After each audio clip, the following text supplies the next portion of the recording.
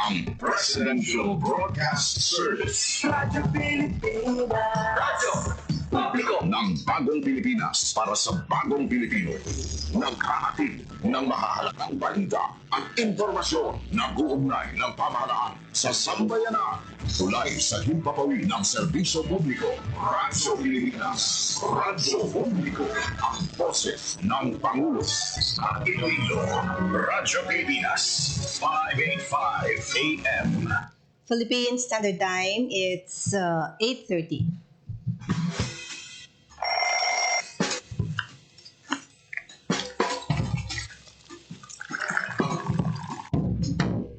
Aga sa Iloilo. Masako. Magahod. Mabagsik. Panibagong adlaw pagkatapos ng pahuway sang gabi antes. Bagong nga paglaom. Isa naman kapag himakas sa matahong nga palaabuton.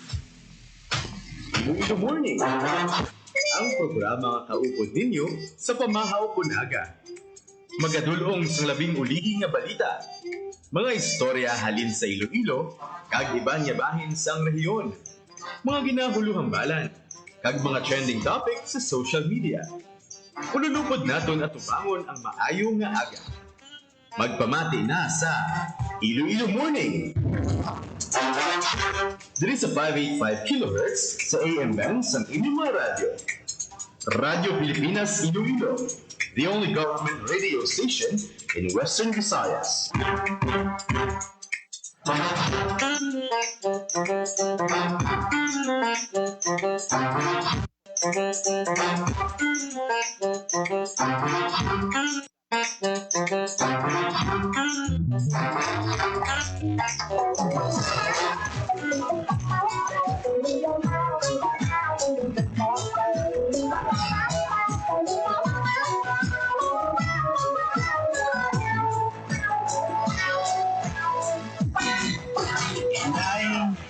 Sa imong pag-iay, si Tuto gatulo ang laway, hindi makatulog sang dugay.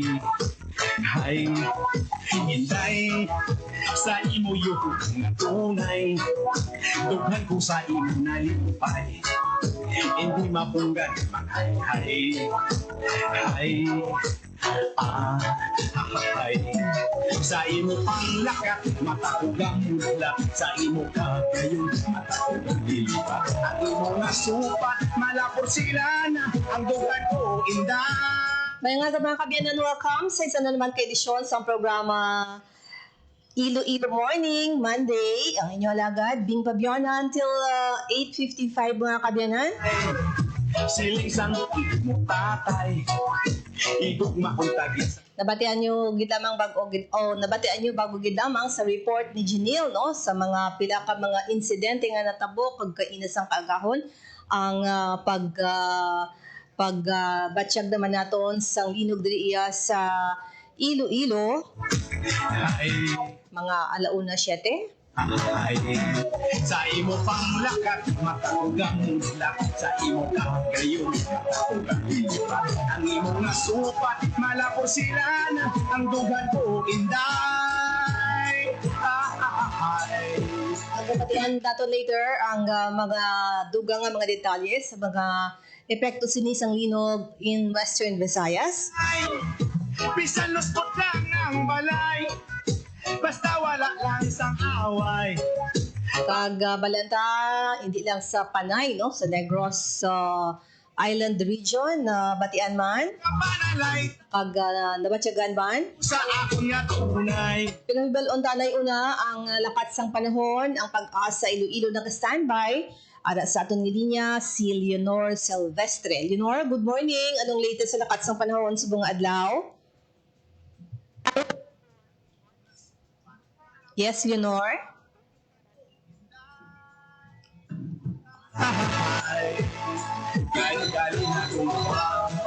Yato naton mga kabiyanan ang pag-asa Iloilo. Kung okay nga aton nga line, Leonor, good morning.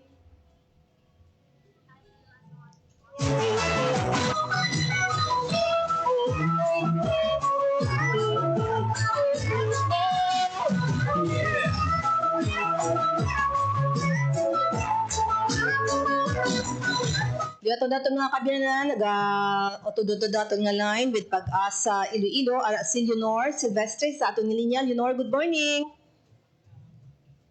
Hi, hello everyone. Good morning. Muna yung ating latest weather update para sa buong adlaw ng Monday, October 13, 2025. Easterly sa mga apekto sa may eastern section sa Luzon, Cag, Visayas. And as of 2 p.m. ng aga, may ipatatakang LPA na nasuplatan sa sagwa ng ating Philippine Area of Responsibility. May kalawan nyo na 2,540 km east of southeastern Mindanao.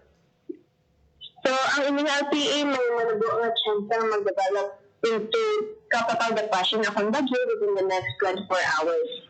And din naman sa Western Visayas, mag-experience siya katas generally fair weather, pero wala mo natin nabilang mga posibilidad sa mga isolated na pag-ulan sa mga panabo o ugat ng easterlies. Nasa right to moderate naman ang hangin natin na mag-ahalin sa direction east to northeast sa magdala sa makanay tugtog makasarang paglalog sa ating kadagatan. Forecast temperature natin generally mag-24 to 32 degrees Celsius. Ang adlaw, nagbutla ko din ng 5:39 a.m. pag mag-tulog ng 5:33 p.m. karon sa hapon. Kabuli ang ating latest weather update. Halin din sa Iloilo Daphne Weather Station. Ako si Leonor Silvestre. Madamo din niya. Salamat.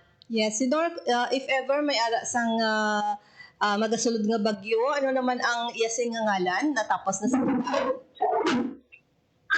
Yes, pero may nagdaman ng bagyo ang namarta natin na LPA sa Guasang Park. Ang ating paghahatag na local name sa ila si Bagyong Ramil. Bagyong Ramil, ma'am. Ramil. Ramil. Okay. Sige, pero may mga naka-experience gihapon ang Iloilo kon area nga inyo siniya nasakupan sang pag-ulan. Ano, ma'am? Oo, may pag-ulan gihapon nga may experience sa buong adlaw. Yes, ma'am. Possible, ma'am, pag-ulan karon sa hapon or because sa gabi, ma'am. Dala localized thunderstorm? Ano naman? Yes, ma'am. Mga isolated na rin showers and thunderstorms, ma'am, tagal. Tugas ang, ma'am, ang easterlies. Okay, sige. Leonor, thank you, Gid. Thank you, ma'am, pag maayong adlaw sa lahat. Good morning. Nabatian mga kabyanan si Leonor Silvestre sang Pag-asa Iloilo sa pagdulong sa aton sang lakat sang panahon. Ang ating oras, it's 8:38 sa aton sining pagpangalagad. Magakuha kita sang report from JP Harvas, no? Hibalo naton ang mga detalye nga natipon ni JP, no? Ang pila sa mga concern naton ang pagtayog ka gabi, no, sa bahin sang Iloilo City.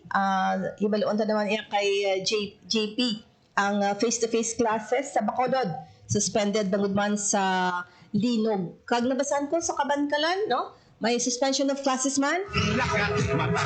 Okay, sa aton nga pagpamati sa detalye si ni Japes. Good morning! Bispong kaangay sa nagdigang nga Biyernes suspendido ang klase sa bungadlaw sa Lunes sa syudad sa Bacolod. Ini kasunod sa nabatsaga naman nga pagtayog sa kagahon misbing, no, kasunod man sa magnitude 5.8 nga linog dito sa Bogo City, Cebu. Sino kay Mayor Greg Gasataya, ini kasunod man misbing sang rekomendasyon sang ila sining City Disaster Risk Reduction and Management Office at the same time sang ila sining Department of Education Division of Bacolod City. Sa piyak sining gininggan naman ni Bacolod City Mayor Greg Gasataya ang tanang nabulutuan nga mag-shift sa modular distance learning kag maghatag sa performance task at project sa gud masiguro nga malabot gihapon ang mga learning competencies. Samtang magduwa sa syudad sa Bacolod, pila man ka mga pulutuan o kuna mga kaparuhanan kay syudad misbing ang nag-anunsyo sa suspension of classes. Lakip na diri misbing ang syudad sa Bago or de Bago City kag ang subong man ang syudad iya sang Silay o kuna correction mismo sa Silay gali may klase sa gihapon kag ang ginatag lang ni Mayor Judith Gallego nga ang desisyon sa mga school heads kung dapat mag-suspend sa face-to-face classes amo ang pagabasihan. Samtang wala man sa classes subong Lunes sa syudad iya sa Talisay kag ginalauman naton ang ining mga listahan misbing ang posible pa nga madugangan. We are still trying lang to communicate kag verify sa information sa ila sining Negros Occidental Operation Center. Samtang magluwas sa pagtayog sa Cebu misbing, gintayog man pasado alas 5 kainas ang kagahon ang syudad sang Cadiz, magnitude 2.8 nga linog. Wala man sa manabalhag nga intensities nga sa nasambit nga pagtayo. Okay, no? So, mga aftershocks ni Japes, no? Sa mga nagligad nga pag dinog man sa bahin sang Cebu. Yes, Miss Bing, no? Pero ang isa sa mga ginatutukan, Miss Bing, kaya may araman nga fault line ang Negros Occidental, particularly in the areas of Toboso, kag ang, kung hindi ko magsila, Itsipalay, Miss Bing, no? Rason kung nga asa nagligad man nga si Mana, may pagtayog man sa nagligad iyang sa area sa Negros Occidental, which was also felt there sa Iloilo City. Pero ang ginaatag sa Negros Occidental Operation Center, ang ining pagtayog mismo kay considering nga may fault line, do normal na lang niya sa mga residente. Pero still, no, ang hugot nga ginabantayan karon sa aton sining Operation Center, ang ila sining posible nga mangin o kung ang mangin sitwasyon the moment nga magsunod-sunod pagit ang mga pagtayog sa Negros Occidental. Okay, may mga i-post kita later on sa mga pagpaghanda bala sa Facebook, no? Ang himuon kung sa tion sa linog, may na-post na kita kagabi, and siguro asod-asod na lang ini mga kabyanan, pwede ninyo malantaw sa among sa Facebook page. So maghalong gid, Japes? Yes, Miss Bing, no, kag panugyan sa aton sining Negros Occidental Operation Center, not only sa Manigrense kundi sa tanang publiko nga magpabili ng mga alerto kag sa ita base lang sa mga impormasyon sa mga lehitimo nga mga sources kay kadamo sa mga Miss Bing sa mga fake news nga nagaralapta karon sa social media.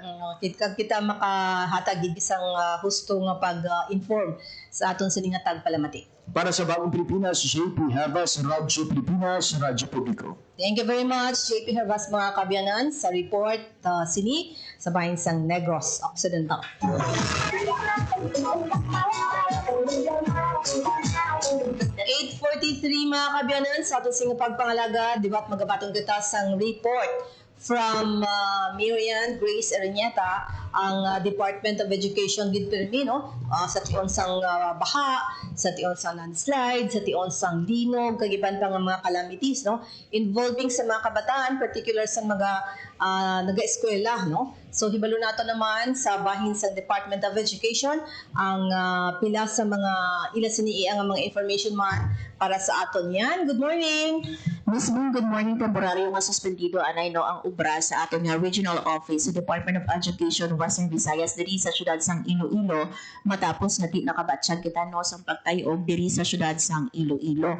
Sa anunsyo sang aton nga regional office, temporaryo nga suspendido ang ubra halin las 8 subong nga aga tugtog las 12 sa udto kag magaresume ini Miss Bing no launa sa hapon. Pahayag diri sang aton nga DepEd Region 6 magahiwat ang Disaster Risk Reduction and Management Team sa DepEd Region 6 ang comprehensive nga assessment sa structural integrity sa mga pasilidad at suray nga temporaryo anay nga suspendido no ang ubra sa regional office. And Miss Bing, may anak ka na bato no nga information kay ina no sa initial nga advisory sang ato man nga Feebox yara sa 6.0 ang linog 106 pero gin downgrade ini Miss Bing into 5.8 magnitude no ang linog kay inala una sa east sang aga sa abiso no sang aton nga Feebox mi ara nga reported intensity 5 sa Escalante City, Negros Occidental, intensity 4 sa Iloilo City, Rojas City, kag Pontevedra, Capiz, may intensity 3 naman no nga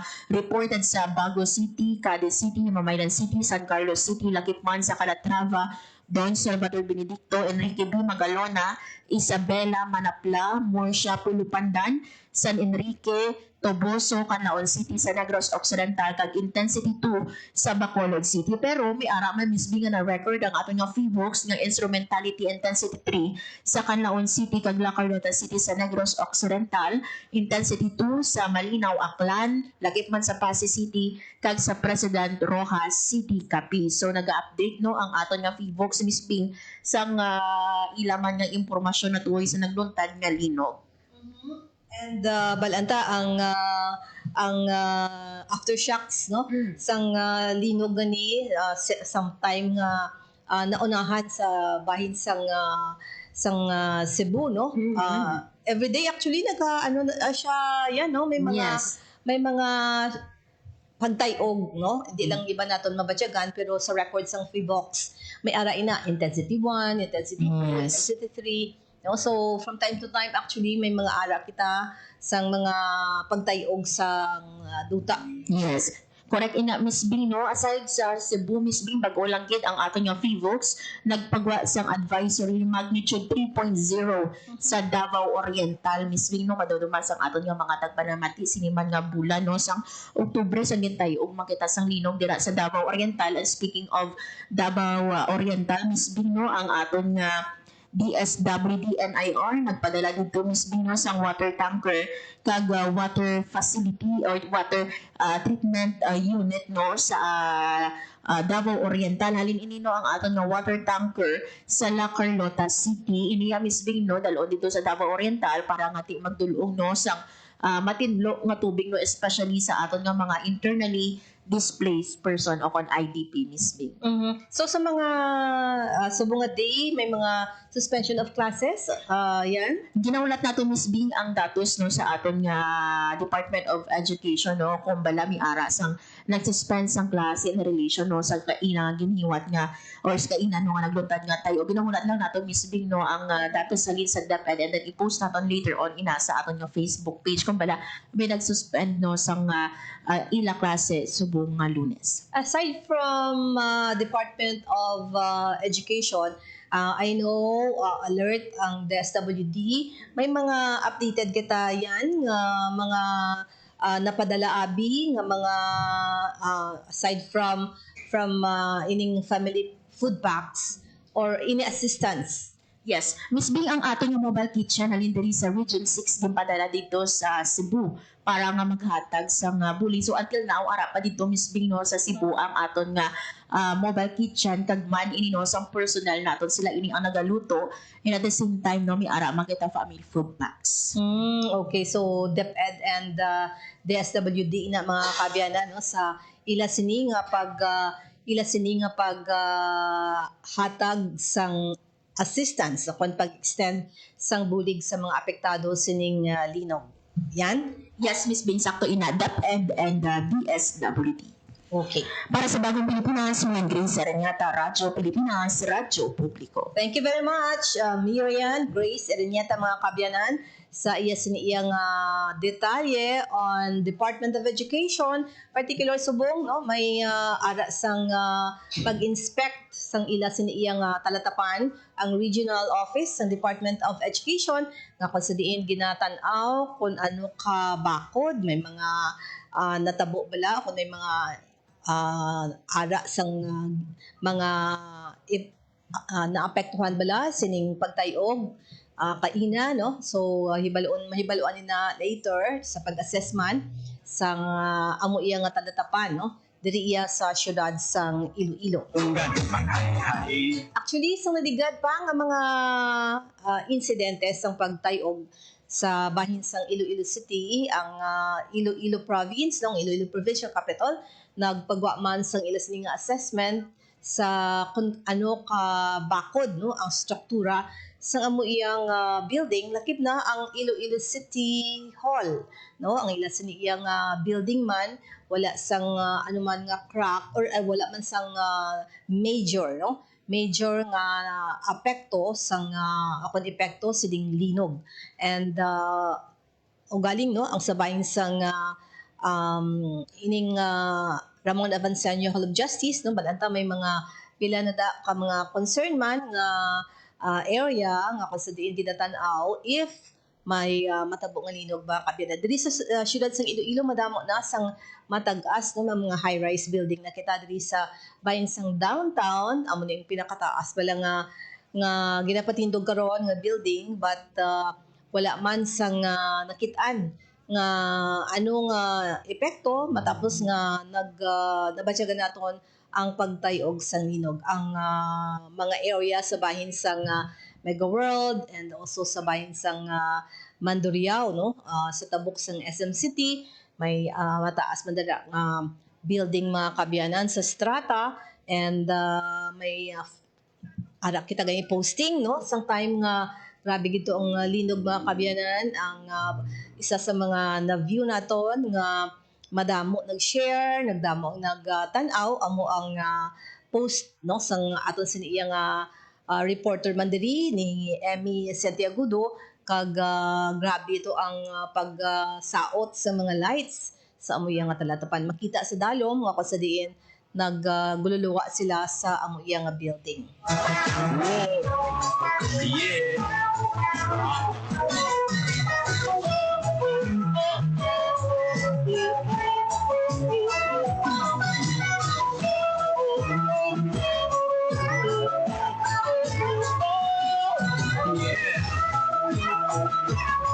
Ipabati ko bilang sa inyo mga kabyanan ang sabahin sang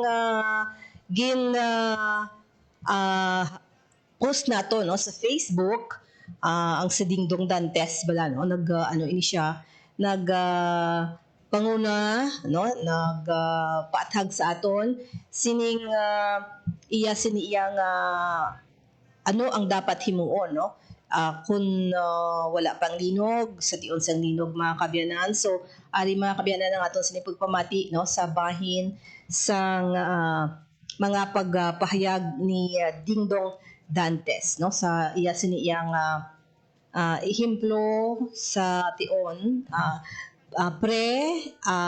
during and after mga kabyanan so ari si Dingdong Dantes. Paano ko niligtas ang pamilya ko? Magandang araw, si Dingdong Dantes po ito. Narinig niyo na rin ba sa balita yung The Big One? O ang kinatatakutang malakas na lindol na pwedeng mangyari sa Pilipinas? Alam ko nakakatakot. Napakaraming tanong sa isip natin. Anong gagawin ko kapag nangyari yun? Saan ako pupunta? Paano ko liligtas ang pamilya ko? Sa bawat tanong na yan, dapat may nakahanda tayong sagot at aksyon dahil mapapanatag tayo kung alam natin ang gagawin sa panahon ng sakuna.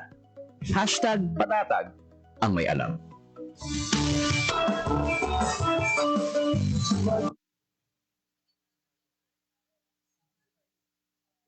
Dong, uy, may safety tips for you. Pwedeng para sa lindol, pero pwede rin pang love life mo. Number 1, iwasang maglagay ng mga babasagin sa mataas na lugar para iwas ma-fall kapag may malakas na lindol. Number 2, make sure na alam ng lahat ang emergency exit para makalabas agad pag ayaw mo na. Kapag tapos na ang lindol. And number 3, speaking of exit, dapat may label. Mahirap kasi kapag walang label. Ang fire exit, fire extinguisher at iba pang emergency equipment. Simple tips para ligtas ang puso at sarili sa panahon ng sakuna. #panatag ang may alam. Nabatian ang duha no sa mga aton siniya nga mga na-post kung ninyo luyag nga pamatian o kung makita no ang mga ginapahayag ni Dingdong Dantes ara sini sa amon nga Facebook page. May mga dugang pa ako nga i-post mga kabyanan para sa in relation sa mga pagpanghanda on linog no. So ina ang aton siniya nga pamatian gid manginhanda kita kay amo ini nga aton siniya nga ginatubod pirmi no preparation no ang pag-mitigate ang ining pagpreparar no kag ang pag-rehabilitate mga kabyanan so ina ang pila sa mga disaster risk in governance. Salamat gid sa inyo nga pagpupudsakon pwede sa edisyon kada Lunes magkakitay kita mga kabyanan sa programa Iloilo Morning. Si Tuto Pero boss ang inyong siling anchor magabalik na si si Janelle Baclay sa iya sa iyang regular program. Sa imo yung tunay. Mga partners ko naman sa technical side sa studio, si Roy Louis Caipang, kagsabayan sa transmitter si Rochelle Jones Sotahero. Sa imo pa. Salamat mga kabiyanan. Standby sa 5-minute network break ikan sa aming flagship station sa DZRB sa Metro Manila. Ang inyong tulay sa Si Bing Pabiona, maayong aga. Impapawid ng serbisyo publiko, ang Presidential Broadcast Service, Radyo Pilipinas, Radyo Publiko. Radyo Pilipinas.